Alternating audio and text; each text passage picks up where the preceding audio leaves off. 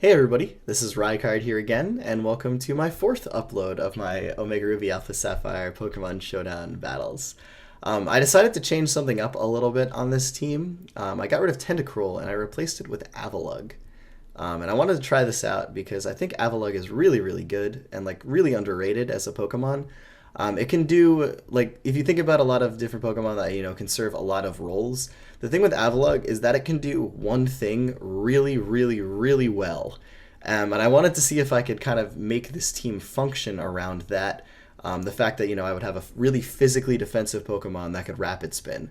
I also have the Rocky Helmet on it, I believe. And I also, little between, the previous video and this one, like I was saying, was switching the Shadow Ball on my Jellicent for Toxic, which is going to come into play here really significantly, and you'll see why. But let's just jump right into this now. All right? Make sure this is on normal speed. So he leads with Zapdos as I lead with Gligar, and then me, thinking, ooh, is HP Ice still a thing? I'm not sure. So me thinking that, I decided to switch out. I go into Umbreon right away, just, I can take any special attack this thing wants to go for.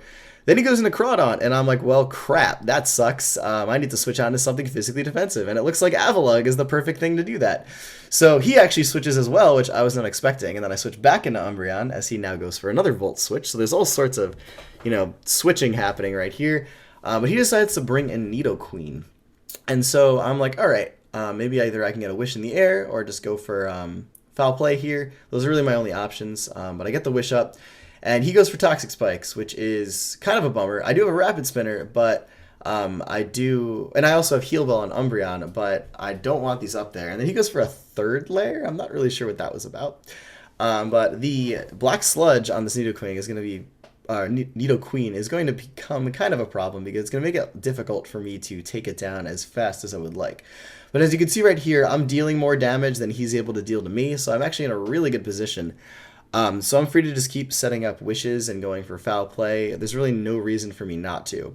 But he just decides to bring in Suicune right here, knowing that I guess Umbreon really can't do too much from it. It's probably the Rest Talk variant.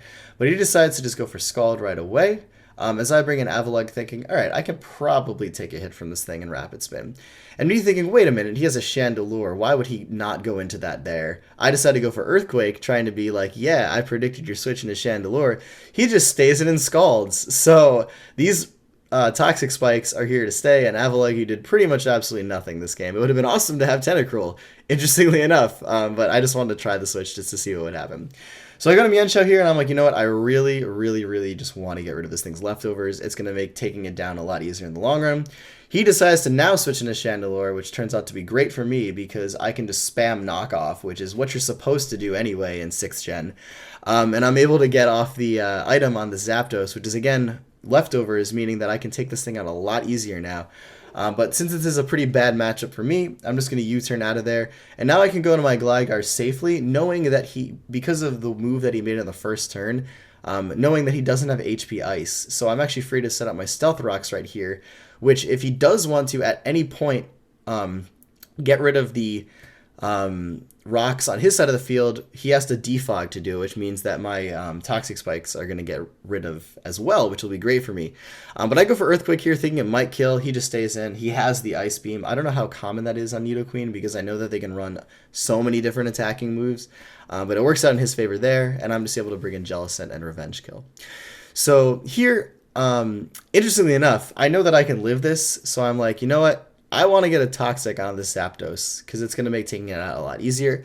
I think there will be other opportunities for me to bring in Jellicent to recover its HP. So I make this risky play here, and it works out in my favor, meaning that I can now just go right out into Umbreon and pretty much just stall from here. He really can't do anything to me, and I can either Heal Bell, I can Wish, I can Foul Play. There's a lot of options, but seeing as he just had the Chandelure here, he just brings it in to kind of see if he can gauge what he wants to do on the following turn. So now he brings in Suicune, and I have a Wish in the air, and Suicune's in, and I'm like, you know what? This is perfect for me. I can very easily just go on to Jellicent right here. Chances are he only has Scald, and if he doesn't have Scald, it's probably Ice Beam or something like that. So either way, I would have took that really well. So I'm able to actually get my Jellicent up to full health right here. And then I just go for the Toxic on the Suicune. Ends up landing on the Crawdaunt instead. But now I'm in kind of a pickle. I don't really want much to take a hit from this thing. So I decided to go into Entei. I really don't need it based on the rest of what's on his team.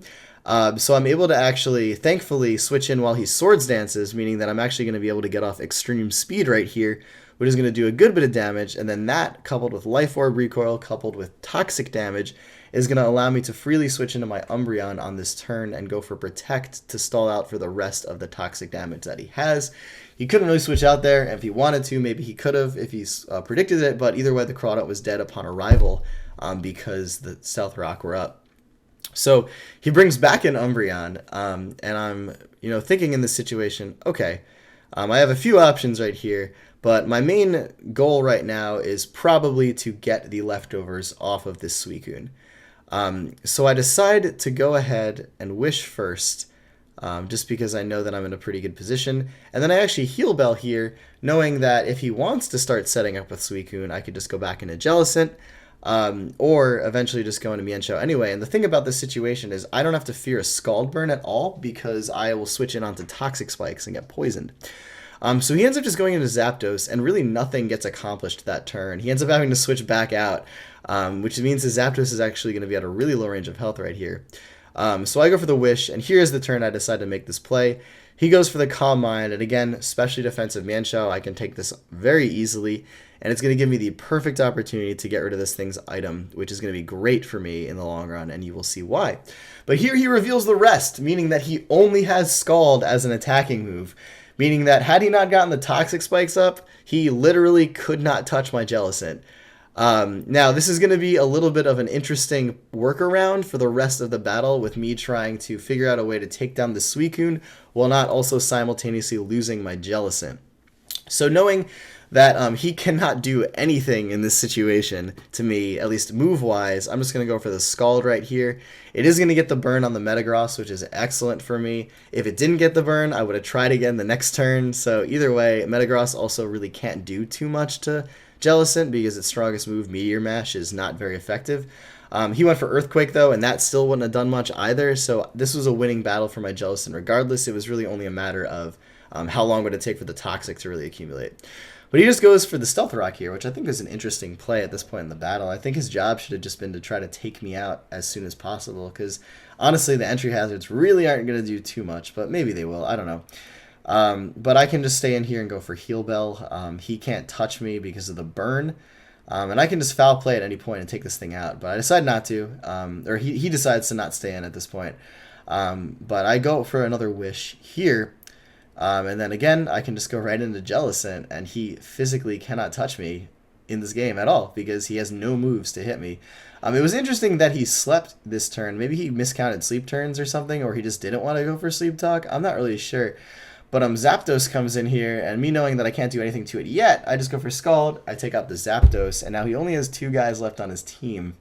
And you're going to see here that this is pretty much game for me, because, as you'll note in a couple turns, my Jellicent is actually EV'd with a stupid amount of speed EVs to be able to actually outspeed Suicune, so that if it wants to do the whole, like, Calm Mind, Rest, Sleep Talk set, it actually can't, because I can just taunt it. So you're going to see this happen at the end of the battle.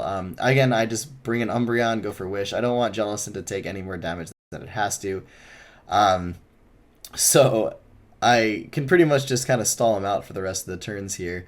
But Heal Bell goes off, meaning Umbreon no longer is taking any more residual damage. And then again, I can just bring in Jellicent, and he can't do anything about it. He wakes up this turn, goes for Scald, and that's just going to heal me with Water Absorb.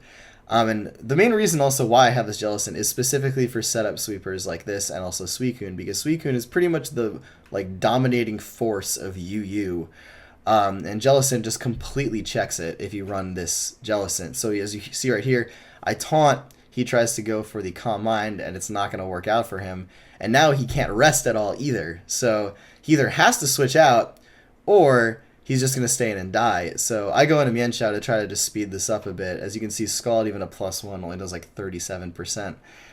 So I can just go for a high jump kick here, and he's dead. If he wants to switch out, he's going to come back in and then die anyway. So This is pretty much game for me. Metagross is going to come back in, and I can just take it out with a knockoff or a U-turn or whatever I really want to go for. So there you go. That's the end of the UU series, I guess. So I'll see if I can have some more battles up for you with maybe another team, another tier possibly soon. But I hope you enjoyed this little mini UU series, and I'll kind of do this a bit where I'll do like kind of a little like short, maybe 4 or 5 game series with like different teams, just to kind of allow you to see all the ins and outs of the team as it progresses through like the UU ladder or something like that. But that's it for this video, everybody. So thank you all for watching, and as always, take care, goodbye, and I will see you all next time.